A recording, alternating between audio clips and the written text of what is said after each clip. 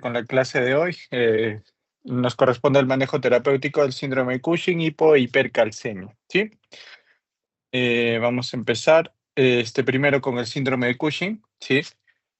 Recordemos que el síndrome de Cushing, como dice aquí en esta diapositiva, es una serie de signos y síntomas que están producidos por concentraciones elevadas de glucocorticoides en la circulación, ¿sí? Más adelante vamos a ver que hay diversas causas que provocan esta elevación, ¿sí? De los glucocorticoides. Como podemos ver aquí, ¿sí? Tenemos el síndrome de Cushing de causa exógena, que de hecho es el más frecuente, en el cual, ¿no?, un paciente, por alguna razón, ya sea porque algún médico le prescribió en alguna oportunidad o por automedicación, el paciente consume de manera crónica corticoides, ¿sí? Entonces, al consumir de manera crónica estos corticoides, pues va a tener signos y síntomas relacionados al aumento de estos valores en sangre, sin que de por medio haya alguna alteración en la producción endógena de los mismos, ¿sí? Y en menor medida tenemos al síndrome de Cushing endógeno, perdón, o sea, en el cual hay una alteración eh, dentro del organismo del paciente que no lleva a ese aumento de la producción. Ahora, dentro de las causas endógenas vamos a dividir en dos, en la independiente de ACTH y la dependiente de ACTH, ¿sí? Recordemos nosotros, ¿sí?, que la ACTH estimula a la corteza suprarrenal a que produzca cortisol. Entonces, puede ocurrir que hay un exceso en la producción de ACTH, como podemos ver aquí, dependiente de ACTH, con niveles de ACTH mayores a 4 picomoles por litro o 20 nanogramos por litro. Y este exceso de ACTH va a producir un exceso en la fabricación de cortisol por la corteza suprarrenal. Y también vamos a tener una causa independiente de ACTH, o sea, quiere decir que los valores de ACTH van a estar normales o disminuidos y la causa de este aumento es por un problema en la corteza suprarrenal, ¿no? Como por ejemplo puede ser un tumor suprarrenal benigno o un tumor suprarrenal maligno. Y de las causas dependientes de ACTH, o sea, en las cuales hay mucho ACTH, obviamente va a ser por problemas a nivel de hipófisis. Recordemos que en la hipófisis se almacena ACTH. Entonces, puede ser por un tumor hipofisiario productor de ACTH o por un tumor extra hipofisiario que de manera inadecuada empiece a secretar ACTH, ¿sí? Como por ejemplo puede ser en ciertos tipos de cáncer. Vemos el porcentaje aquí, ¿no? De todos los endógenos, ojo, esto solo en los endógenos, el 70% de los endógenos son por secreción hipofisial. Ojo, por si acaso este porcentaje no es del total del síndrome de Cushing, ¿ah? Porque, por ejemplo, el síndrome de Cushing exógeno casi representa prácticamente el 90% de casos de síndrome de Cushing y solamente un 10 es endógeno. Y de este 10, este es el porcentaje, ¿sí? Ahora, a secreción hipofisiaria excesiva la llamamos enfermedad de Cushing. Entonces, cuando hay un tumor hipofisiario productor de ACTH, ya no se va a llamar síndrome, sino se va a llamar enfermedad de Cushing, ¿sí? Y ojo, hay un porcentaje mínimo, un 1%, menos de 1%, que también puede ser a una secreción ectópica de CRH a nivel hipotalámico. Así que este aumento excesivo de CRH va a aumentar los niveles de ACTH y consecuentemente va a aumentar los niveles de cortisol. Muy bien. Este, Ahora, aquí vamos a tener a los signos clínicos, ¿sí?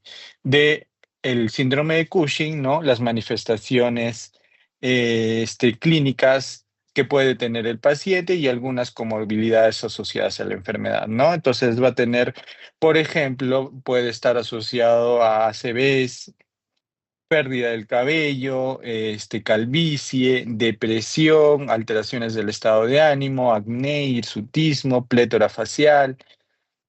Puede haber aumento de la grasa dorso cervical, infarto de miocardio, etcétera. Ahí tienen todas las manifestaciones clínicas, obvio, no todas las más importantes, asociadas al síndrome de Cushing, ¿sí? Para el diagnóstico de la enfermedad, obviamente tengo que pedir los niveles de cortisol, tengo que pedir los niveles de ACTH y en virtud de eso haré mi diagnóstico, ¿sí? Entonces, ¿puedo yo aplicar un test de supresión con dexametasona? ¿Qué quiere decir esto? Le voy a aplicar 1 miligramo de dexametasona al paciente a medianoche y voy a diagnosticar hipercortisolismo cuando el valor de cortisol sea superior a 5 microgramos por decilitro luego de la administración de la dexametasona. También puede haber una prueba larga con dosis bajas de dexametasona, ¿sí? Que se hace en 2 días. También puedo medir los niveles de cortisol en orina 24 horas. Con un valor más de 4 veces el valor normal ya me diagnostica. O también puedo medir cortisol en saliva, o también cortisol en cuero cabelludo. Últimamente se está dosando también. Muy bien, ahora para identificar la causa, recuerden que el problema puede ser a nivel suprarrenal, puede ser a nivel hipofisiario, inclusive también a nivel hipotalámico, ¿sí? Entonces voy a hacer la prueba de la CRH. Administro 100 microgramos endovenosos de CRH y luego voy a dosar los niveles de ACTH a los 30, 60 y 90 minutos. Si ocurre una respuesta plana, o sea, no hay una respuesta plana, no hay un aumento, un pico, quiere decir que es un síndrome de Cushing adrenal, ¿sí? Y si hay un aumento del 30 al 50% de los niveles de ACTH, indica que es un síndrome de Cushing dependiente de ACTH, o sea, el problema está a nivel hipofisiario o en algún otro tumor extrahipoficiario que me está fabricando ACTH. En el caso de que yo tenga una ACTH independiente, o sea, no depende de la hipófisis, obviamente para hacer el diagnóstico de la causa voy a hacer una TAC o resonancia magnética suprarrenal. Y en el caso de que sea una ACTH dependiente, o sea, hay un aumento de los niveles de ACTH, puedo hacer la prueba de dexametasona, si 8 miligramos la administro, y en caso de que sea un problema hipofisiario va a suprimir el cortisol más del 50%.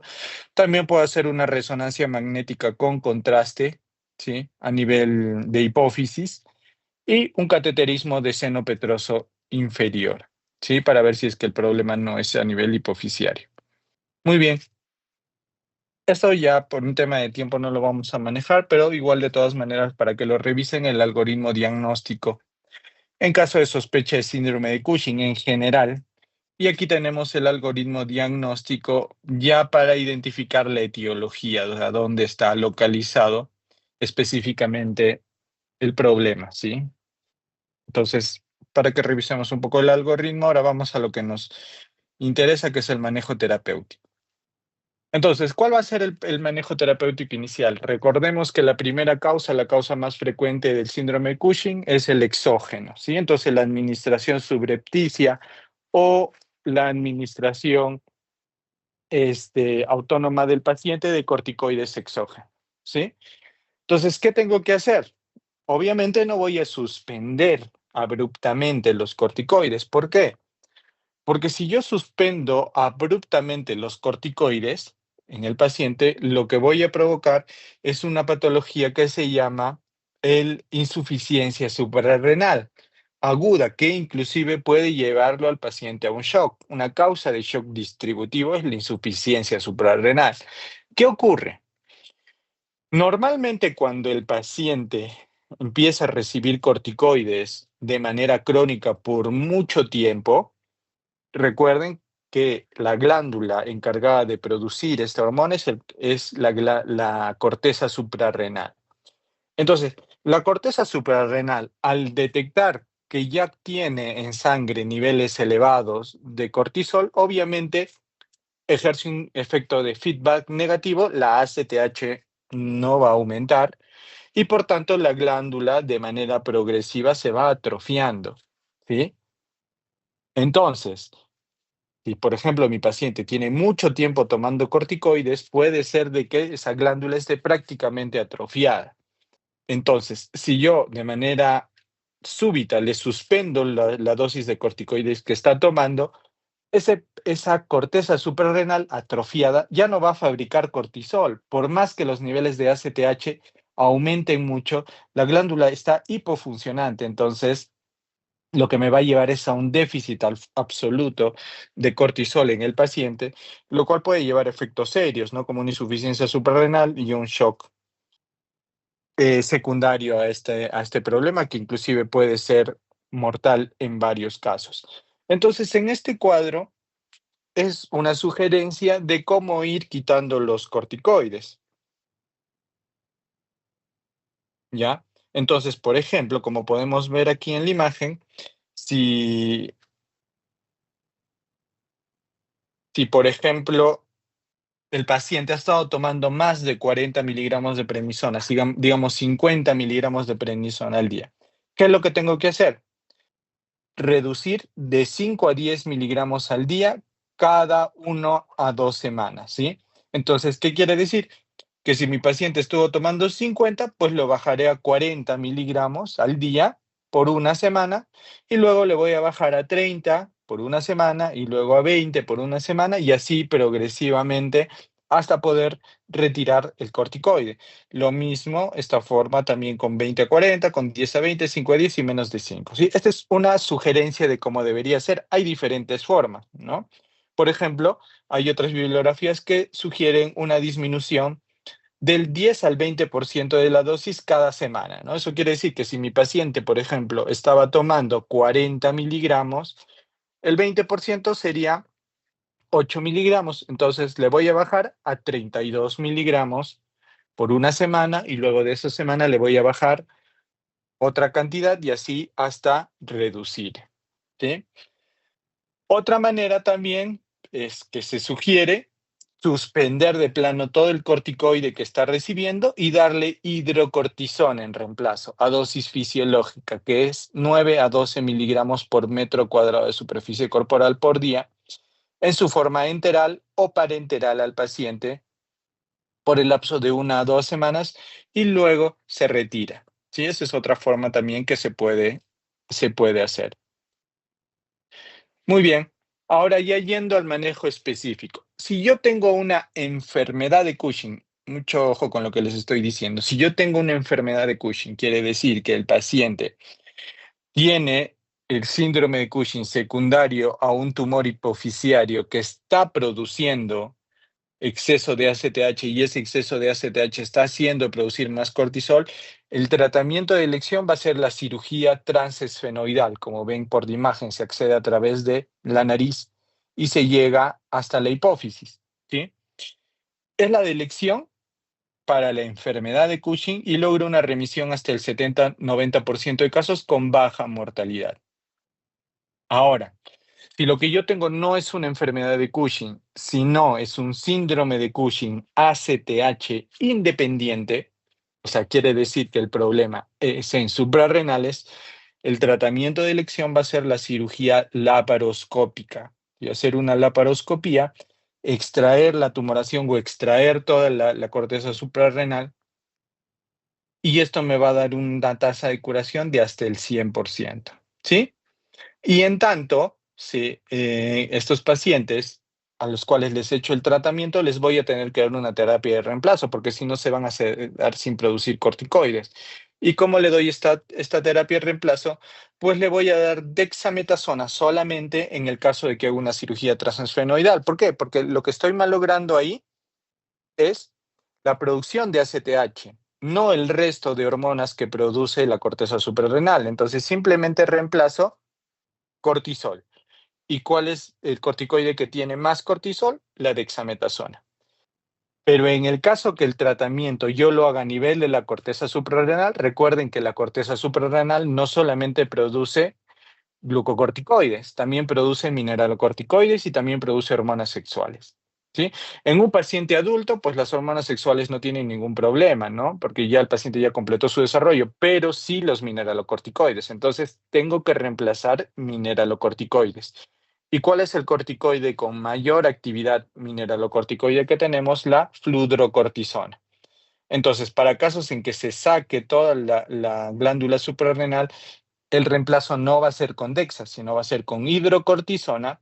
¿Por qué hidrocortisona? Porque hidrocortisona tiene una buena actividad tanto glucocorticoide como mineralocorticoide asociado a fludrocortisona, que me va a hacer las veces de aldosterona, ¿no? De mineralocorticoide. Entonces, por eso es que se recomienda la terapia de reemplazo, uno con Dexa, otro con hidrocortisona y fludrocortisona. Muy bien, la radioterapia tiene también un margen terapéutico en el caso de pacientes que no respondan al tratamiento quirúrgico o que tengan intolerancia al tratamiento médico. Recordar que, por ejemplo, la tasa de curación de la cirugía transesfenoidal es del 70-90%. Para ese pequeño porcentaje que no tenga mejoría, se puede dar radioterapia localizada. Ahora, ¿cuál es el tratamiento médico? Va a ser un tratamiento puente, un tratamiento que yo puedo utilizar hasta que el paciente se vaya al tratamiento quirúrgico, o en pacientes que no pueda operar, va a ser el tratamiento de primera línea. ¿Cuáles son las alternativas de tratamiento? Los inhibidores de la esteroidogénesis, como el ketoconazol, ¿sí? El ketoconazol lo voy a dar en 300 a 400 miligramos cada 12 horas, ¿sí? Lo voy a dar de 15 días a 8 meses como tratamiento, ¿sí? Va a usarse como una terapia transitoria hasta la cirugía. Y de ahí tenemos estos otros alternativas de tratamiento, los pueden repasar. Y el etomidato, que también es frecuentemente utilizado para estos casos, es un anestésico, ¿sí? Recordad que el ketoconazol es un antifúngico, por si acaso. El etomidato se va a dar a 0.3 miligramos por kilo por hora por vía endovenosa para inhibir la esteroidogénesis, ¿sí? También puedo dar agentes que funcionen a nivel central, en hipófisis, como la cabergolina, que es un agente dopaminérgico que se ha visto útil en prolactinemia, pero también puede ser de utilidad para este tipo de situaciones. Sí, se da dosis variables entre 1.7, de 1 a 7 miligramos, perdón, o de 0.5 a 4 miligramos por semana. También puedo dar análogos de somatostatina como el octiotride, ¿sí? Y antagonistas del receptor de glucocorticoides como el mifepristone, ¿ya? También voy a tener otros tratamientos que voy a tener que darle al paciente con síndrome de Cushing, como por ejemplo, ¿cuáles? Estos pacientes por el exceso de cortisol pueden hacer hipertensión arterial. En caso se presente, los antihipertensivos de elección son los diuréticos tiazídicos o los YECAS o los calcio antagonistas dihidropiridínicos, ¿sí?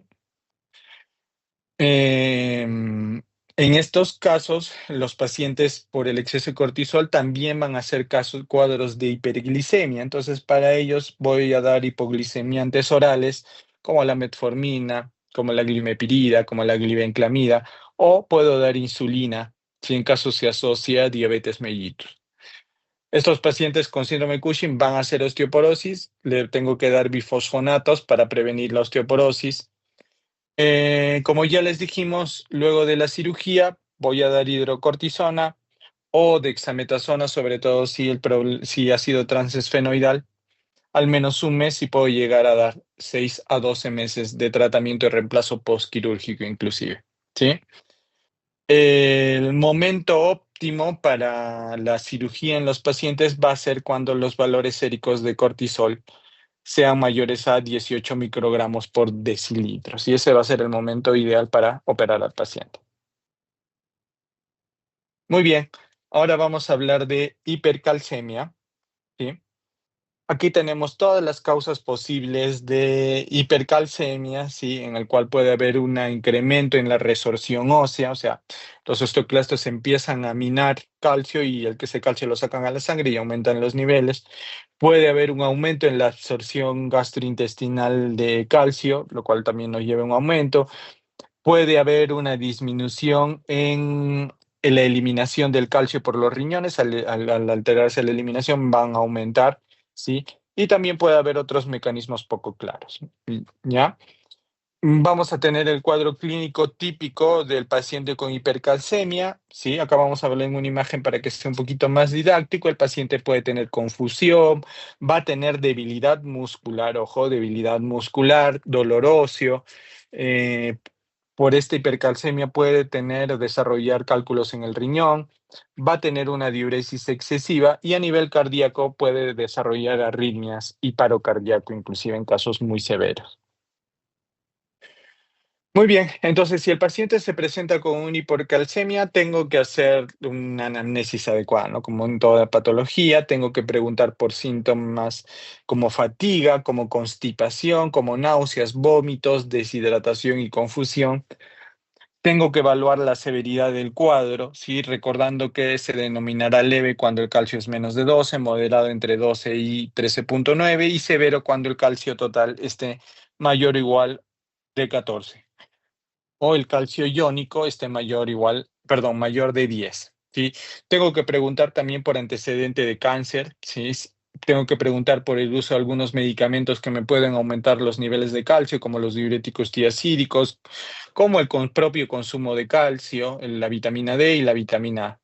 También tengo que preguntar por antecedentes familiares de cuadros similares. Y al examen físico, bueno, lo que ya hemos visto, la somnolencia, las alteraciones neurológicas, voy a buscar linfadenopatías en el caso de que sospeche malignidad, masas a nivel de mama, ¿ya?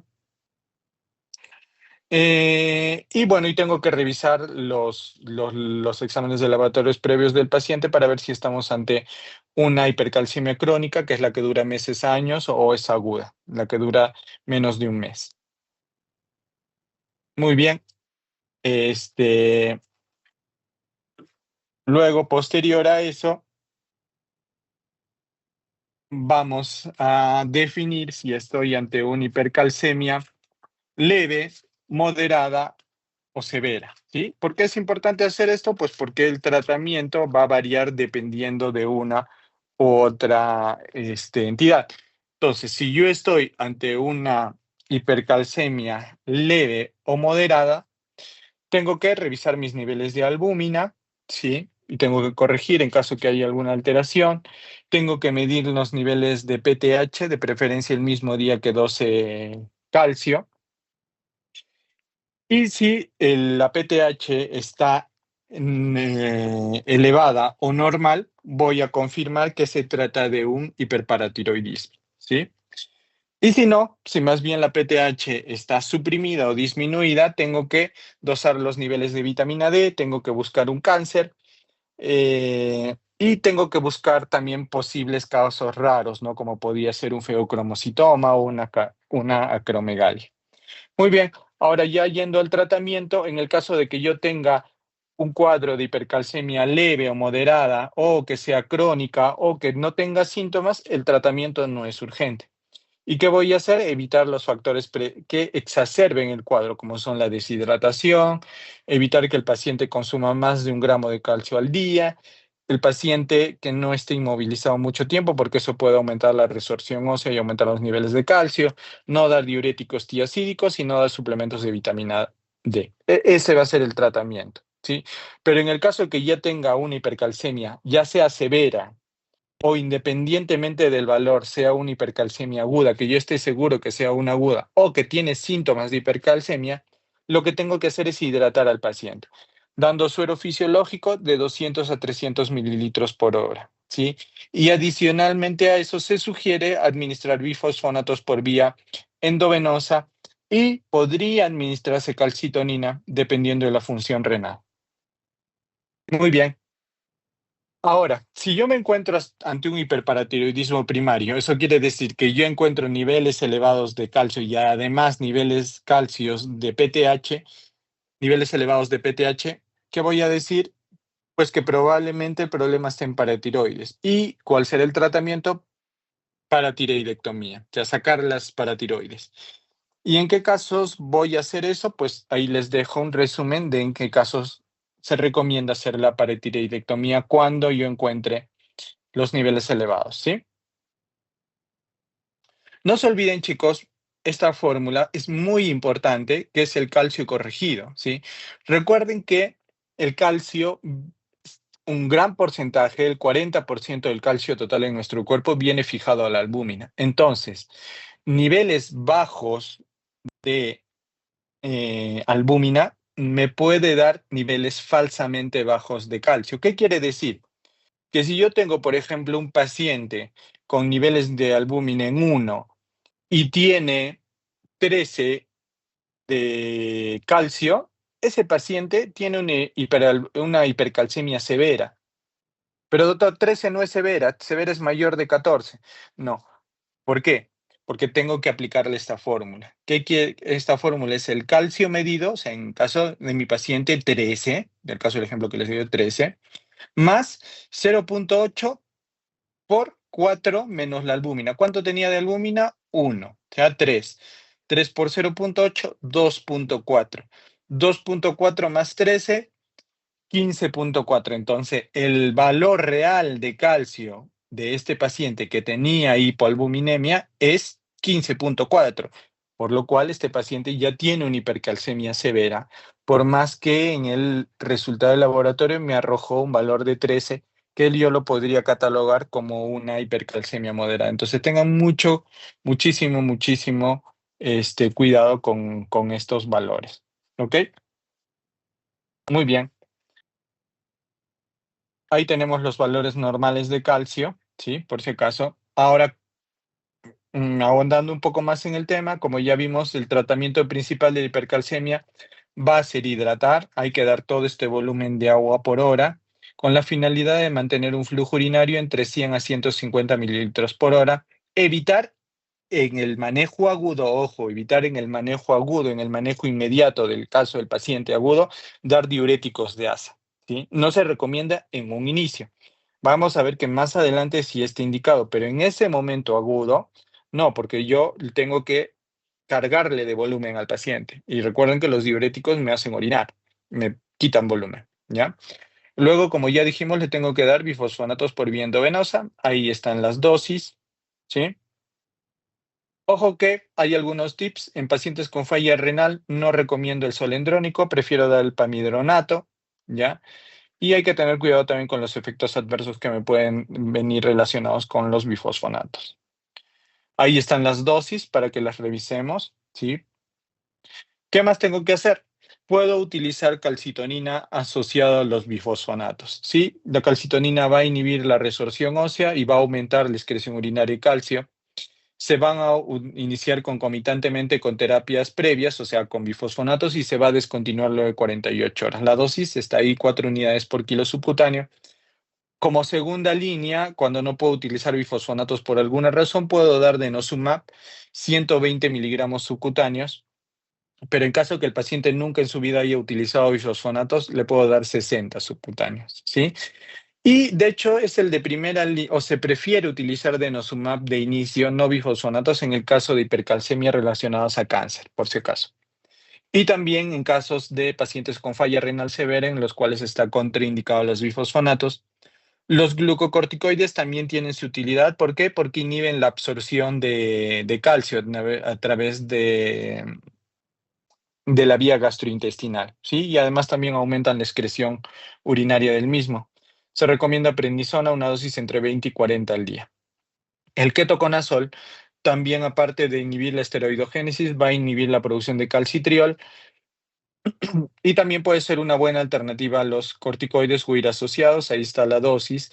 Ahora, ya en el paciente que ya yo lo hidraté apropiadamente, ya podría utilizar diuréticos de asa. ¿Por qué? Porque estos aumentan la excreción de calcio por la orina, ¿sí? Y finalmente, para casos refractarios, me voy al hemodial. Y también en casos que no sean refractarios, ¿en qué casos miré a diálisis? Cuando los niveles de calcio sean extremadamente altos, entre 18 a 20, y que estén asociados estos a síntomas neurológicos. Vamos ahora ya para terminar con la hipocalcemia, ¿sí? vamos a ver también que va a haber hipocalcemias relacionados con PTH y no relacionados con PTH, ¿sí? Ahí tenemos los casos, ¿sí? Vamos a tener también las manifestaciones clínicas habituales que se pueden presentar en la hipocalcemia, pero digamos que las que tengo que recordar de manera didáctica van a ser las convulsiones, el signo de Chebostek, el signo de Trousseau y la hiperreflexia. Recuerden, debilidad muscular, hipercalcemia, hiperreflexia, hipocalcemia, ¿sí? No debemos olvidarnos eso. Algunas generalidades respecto al manejo, es importante identificar la etiología para darle una terapia óptima. Ojo, hay que tener mucho cuidado porque esta hipocalcemia también se puede asociar a niveles bajos de magnesio. Cuando haya hipomagnesemia se debe corregir paralelamente ambos trastornos, porque si solo corrijo uno, si solo corrijo el calcio y no magnesio, no voy a tener eficacia en el tratamiento, ¿sí? En el caso de que la hipomagnesemia sea leve, bastará con dar suplementos de magnesio por vía oral, pero si ya esto es severo, tengo que dar terapia parenteral, ¿sí? Dando bolos de 2 gramos. Recordar que el sulfato de magnesio viene de 1 gramo, ¿sí? Le doy un bolo de 2 gramos y luego le sigo una infusión de 16 gramos, o sea, 16 ampollas en 24 horas hasta alcanzar valores normales que son entre 1,7 a 2,6 miligramos por decilitro, ¿sí? La hipocalcemia asociada a déficit de vitamina D, obviamente tengo que darle suplementos de vitamina D, perdón, aquí tenemos los valores normales, tanto de vitamina D como los valores normales de calcio para decir si la hipocalcemia es leve, moderada o severa, o que también se llama crisis hipocalcémica cuando estos niveles son menores a 4 milimoles por litro. En el tratamiento agudo, ¿qué voy a hacer? Se recomienda utilizar endovenoso en caso de niveles de calcio menores de 7,5, ¿sí? Se va a preferir administrar este calcio por vía central, porque por vía periférica puede provocar un poco de irritación, ¿sí? Recordar que una ampolla de gluconato de calcio al 10%, que es la presentación habitual de calcio que tenemos disponible en nuestros hospitales, tiene 1 gramo de gluconato. Y este gramo de gluconato, ¿a cuánto de calcio elemental equivale? A 93 miligramos de calcio elemental, ¿sí? Entonces, cuando yo quiero corregir, ¿cómo hago?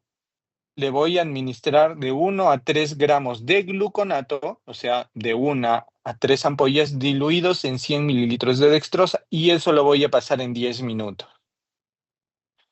Y luego voy a seguir una infusión continua de 0,5 a 1,5 miligramos, pero de calcio elemental por kilo por hora, ¿sí? Entonces, esto es sumamente importante, ¿no? Por ejemplo, ¿no? Si yo, digamos, tengo mi paciente, me invento, para hacerlo un poquito más sencillo, que pese 93 kilos, vamos a decir, ya pesa 93 kilos.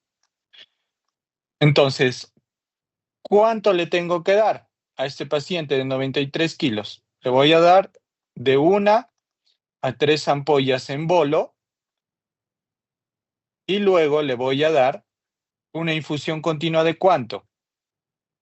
93 miligramos por kilo. ¿Cuánto pesa? Perdón, 1 miligramo por kilo, de 0,5 a 1,5. Digamos que le doy 0,5.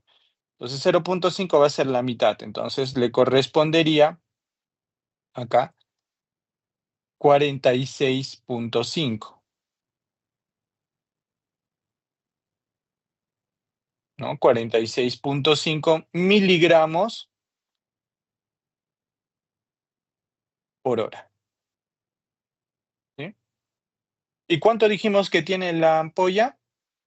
93 miligramos. Entonces, ¿cuánto le tengo que pasar a este paciente? Media ampolla por hora en infusión continua. ¿Por qué media ampolla por hora? Porque una ampolla tiene 93 y yo necesito 46,5, entonces con media ampolla será suficiente, ¿sí? A dosis de 0,5. Ahora, si le doy a dosis de 1 miligramo, pues le voy a dar una ampolla por hora. Y así hasta corregir los valores o hasta que el paciente salga de la crisis aguda. Ahora, ya lo saqué al paciente de la crisis aguda y le voy a dar un tratamiento de largo plazo, va a ser dietético, ¿sí? Ahora, chicos, sí es sumamente importante que se sepan como mínimo algunos valores de calcio que tienen algunos alimentos, ¿sí? Sobre todo la leche, este, puede ser también, por ejemplo, las espinacas, el queso, algunas carnes. Sobre todo para cuando ustedes vayan a dar una recomendación a un paciente de qué tomar, porque si tienes un paciente con hipocalcemia, la idea es darle tratamiento dietético, ¿sí? Que tenga al menos 1 gramo de calcio. Ahora, pero en pacientes con hipoparatiroidismo, que tengo un problema de paratiroides, se recomienda aumentar un poquito la dosis, ¿sí? Es 1 gramo a 3 gramos divididos en 3 a 4 dosis. Puedo dar en sus diferentes formas de presentación, carbonato de calcio o citrato de calcio, ¿no? En el caso del carbonato de calcio, es recomendado dar con las comidas, ¿sí? O después de las comidas, porque es muy irritante a nivel gástrico. Si lo doy sin comidas, pues va a tener muchos problemas. Y el citrato de calcio, pues va a ser independiente de las comidas, ¿sí? Se absorbe con más rapidez. Como podemos ver acá la dosis, en el caso del carbonato de calcio, voy a dar 1 a 2 comprimidos de 500 miligramos, 2 a 3 veces al día con comidas. Esto me trae 40 de calcio elemental. Ojo, por si acaso, se recomienda dar con jugo de naranja, por ejemplo, porque la acidez mejora la absorción, ¿ya? Ahora, el citrato de calcio, pues voy a dar 1 a 2 comprimidos de 950 a 1000 miligramos. Eso me va a aportar 21 de calcio elemental, pero se absorbe con más rapidez, ¿sí? El gluconato de calcio, como ya vimos, va a ser más raramente usado, al igual que el lactato de calcio, y tengo otras alternativas, ¿no? Como la harina de hueso, valva de ostra, etcétera. A largo plazo, aparte del calcio que debe recibir el paciente, recordando que es más de 1 gramo al día, puedo dar calcitriol, ¿sí? A esta dosis. También puedo dar diuréticos tiacídicos. Estos diuréticos van a aumentar la reabsorción de calcio a nivel renal, ¿sí? Y lo voy a iniciar a dosis de 12,5 miligramos. En el caso de que el paciente tenga déficit de vitamina D, también puedo dar suplementos, como suplementos de colecalciferol, ¿sí? Y en pacientes que tenga hipoparatiroidismo puedo dar PTH sintética, que se llama teriparatide, ¿ya? Que lo voy a dar 20 microgramos de manera subcutánea al día por 2 años, ¿no? Entonces, ya al dar PTH, pues los niveles de calcio van a aumentar. Muy bien, eso sería todo. No sé si es que hay alguna pregunta.